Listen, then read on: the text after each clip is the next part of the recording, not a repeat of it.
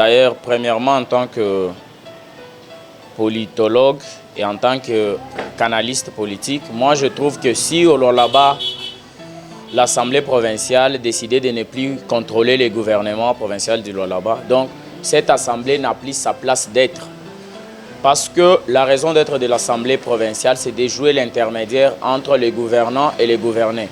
Alors si l'Assemblée décidait aujourd'hui de renoncer à sa mission première, qui est celle de contrôler le gouvernement provincial, moi je trouve que toute l'Assemblée provinciale du Lualaba est démissionnaire. Parce que si elle ne contrôle pas les gouvernements, pourquoi même ces députés-là seront payés dans l'argent du contribuable?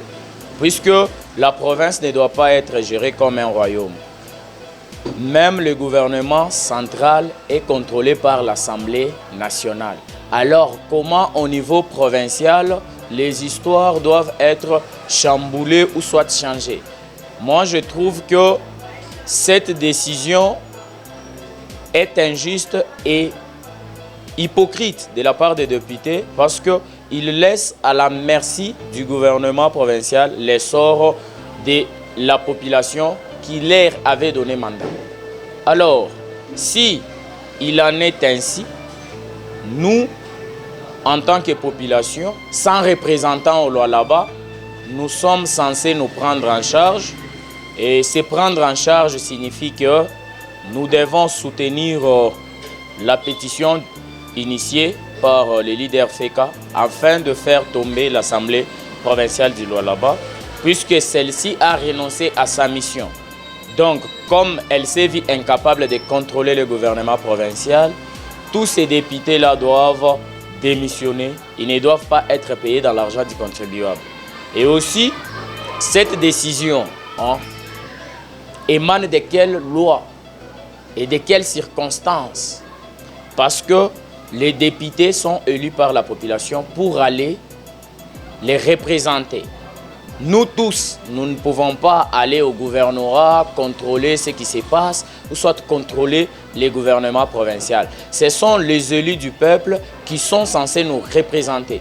Alors, vu que dans l'Assemblée provinciale du Lualaba, la plupart des députés sont des supplétifs de ceux-là qui ont des postes au gouvernement, je trouve que même sans cette décision, leur contrôle au départ était déjà biaisé. Il y avait, comme qui dirait, un fanatisme à outrance. Comment voulez-vous que quelqu'un puisse condamner celui qui lui a donné un boulot? Donc, c'est vraiment inacceptable. Parce que la province du Lualaba ne peut pas vivre en autarcie comme si c'était un pays à part, entier, où la gestion de la province doit être considérée comme celle des royaumes, où les gens sont là sans contrôleur. Non, non. En tout cas, moi, j'en appelle à la conscience de Zélie, de la province du Lualaba, qu'ils se mettent en tête que tout ce qu'ils font aujourd'hui, nous les regardons. Quelle leçon morale ils vont donner à la génération future? Parce qu'ils ne voient pas seulement leurs intérêts. Ils ne sont pas les éternels là-bas.